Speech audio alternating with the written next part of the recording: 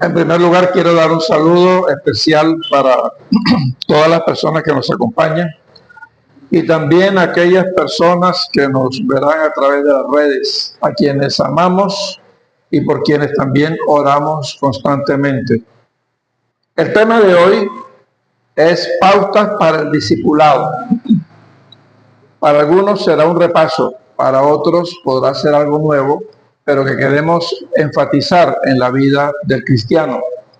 Para que una iglesia sea eficiente y eficaz, o para que un cristiano también lo sea, se requiere conocer y vivir las pautas que nos da el Evangelio. Pautas para el discipulado. Y discipulado significa seguimiento. Todo el que cree en Jesús y trata de cumplir sus mandamientos es un seguidor. La fama de Jesús se había extendido de tal manera que mucha gente seguía a Jesús. Ya había destacado su talante de maestro en las sinagogas, de poderoso a través de milagros en una liberación y en la sanidad de la suegra de Pedro. Todo esto aumentaba la credibilidad de las personas como maestro y como profeta. La gente ansiaba escuchar a Jesús. Durante centenares de años no habían tenido un profeta. Y aunque había templo, aunque había sinagogas, habían maestros, líderes religiosos, algo faltaba, de tal manera que cuando llega un profeta como Jesús, toda la gente empieza a buscar ese algo nuevo que está compartiendo. La primera pauta es el reconocimiento de pecado. Fijémonos en algunas experiencias como la de Moisés. Moisés era creyente, pero cuando ve la zarza ardiendo, siente que es pecador y que no es digno de esa experiencia. Entonces Dios le dice: quítate las sandalias como señal de desprendimiento, porque el lugar que pisas santo es. El pasaje que leímos de Isaías reconoce que es pecador y que vive en medio de un pueblo pecador y que no es digno tampoco de la presencia de Dios.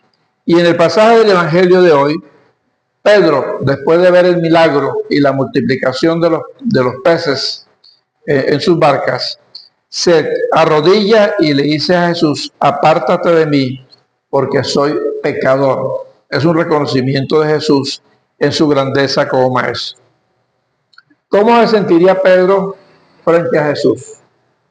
¿Cuál fue la reacción de él? Fue de asombro, de temor y de respeto. Muchas veces nosotros decimos: sí, yo pido perdón, pero si no hay ese asombro, ese temor y ese respeto, de pronto puede ser algo superficial.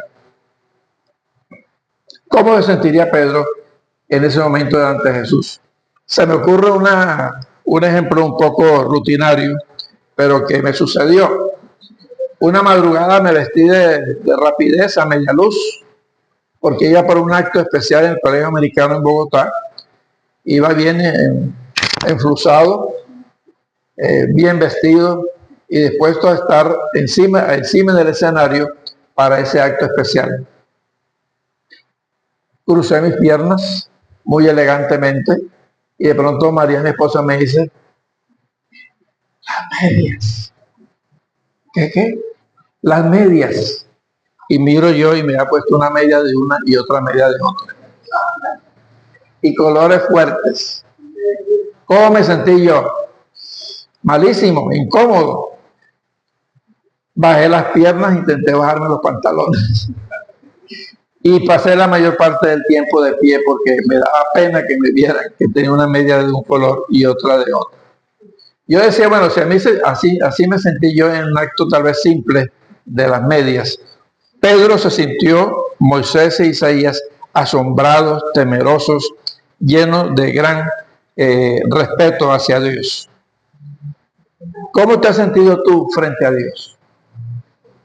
¿Has sentido lo mismo? O tal vez ha pasado en forma desapercibida. Aún así, siendo nosotros pecadores, Dios muestra su misericordia y nos llama a su servicio, nos llama al seguimiento, nos llama a la misión. Dios obra a través de los seres humanos. Dios podría hacer el trabajo él solo, porque es todopoderoso. Pero en su bondad requiere o busca del ser humano para cumplir la labor. Y tú has reconocido tu condición de pecado, pero también con asombro, temor y respeto. Aún así, Dios te llama a su servicio. La segunda pauta es la obediencia. Jesús le da dos órdenes a Pedro. La primera es: separa la barca, porque necesito enseñarle a la gente. Y en segundo lugar, lanza las redes al mar. Es extraña esta orden porque Jesús no era pescador, era carpintero según la tradición. Si su padre era carpintero, lo más lógico es que él también fuera carpintero. Un carpintero orientando a un pescador era un fracaso seguro. Y Pedro, extrañado también, le dice: Señor, hemos trabajado toda la noche y no hemos pescado nada. La lógica me dice que va a pasar lo mismo. Pero Pedro dice: en tu nombre lanzaré la red. La lógica me dice que no, pero en tu nombre lanzaré la red. A pesar de la duda, si hay obediencia, se opera el milagro. A pesar de que tengamos dudas en algún momento de nuestra vida, si somos obedientes a las pautas, principios y ordenanzas de Jesús, entonces sucederá el milagro. A veces queremos los milagros por los milagros en sí mismos. Requiere en este caso de obediencia. Y el milagro tiene como resultado la satisfacción de una necesidad humana. Pedro logró pescar para alimentar su familia y la de sus compañeros, pero también seguramente lo comercializaban, lograron vender parte de ese producto. Los milagros también tienen el propósito de demostrar el poder de Dios. Y no es porque lo merezcamos, es por simple gracia, por simple regalo de Dios. Y los resultados entonces tiene que ser la pauta número 3, que es el seguimiento. Pedro, después de escuchar a Jesús y de ver el milagro, dice que dejaron todo, él y algunos discípulos, unos pescadores más, dejaron todo y siguieron a Jesús. Y dejar todo era dejar todo, aún la familia, para irse a una misión. Y en esa época dejar la familia era ser rechazado por la sociedad porque era algo muy mal visto. Pero lo hicieron. Era tanta la convicción y tanta la influencia de Jesús que así lo hicieron. Pero para el seguimiento se requiere confianza. Iniciar una empresa o un proyecto nuevo se requiere de confianza. Y es donde Jesús le dice a Pedro: no temas. Ten la certeza que si me sigues encontrarás también respuestas para tu vida. El propósito entonces de Jesús está muy claro: convertirlos en pescadores de hombres, de familias, de mujeres, de niños, de pueblos. Hay un propósito, siempre en el llamado de Dios hay un propósito. No solamente para que te sientes un domingo en la iglesia de vez en cuando. Ese es el mínimo esfuerzo. Nos llama al máximo esfuerzo de dejar lo que sea necesario por cumplir con el seguimiento de Jesús. Ahora, la pregunta que puede estar en su mente es: ¿cómo puedo seguir a Jesús? ¿De qué manera puedo seguir a Jesús?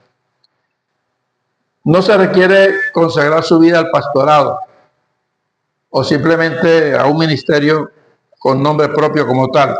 Yo creo que el primer paso es vivir el Evangelio.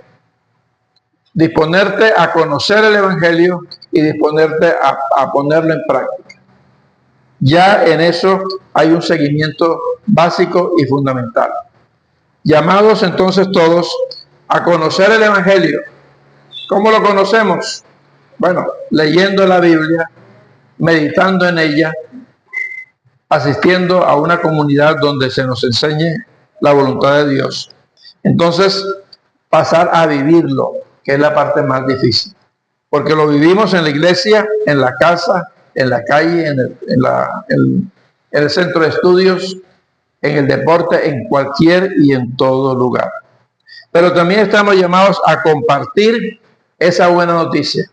La noticia de que Dios me ha perdonado siendo yo un gran pecador. La noticia de que he sido liberado por gracia de Dios. Y la noticia de que esa buena noticia incluye también salvación. Ahora, desde ahora y también después de la muerte. Dios ha prometido salvación y vida eterna. Y esa es la gran promesa. Estamos llamados a compartirlo de muchas maneras. De una y mil maneras.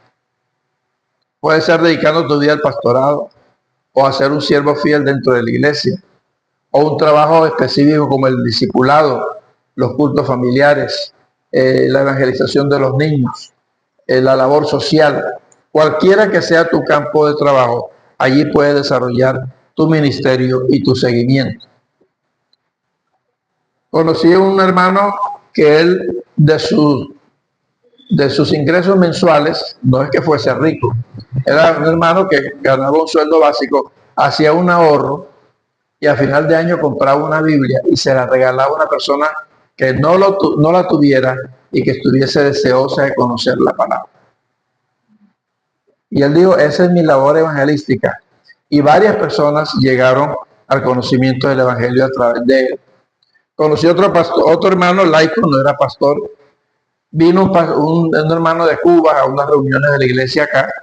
Y en esa época no podían entrar las Biblias a Cuba.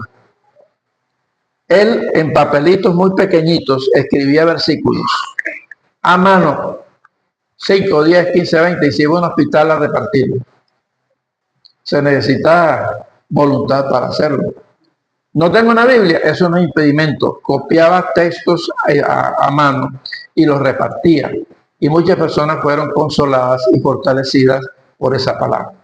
Es decir, no hay excusa. Dios te da a ti un llamamiento, pero también te da la oportunidad de desarrollarlo de una o mil maneras. Así que busca tu espacio de trabajo.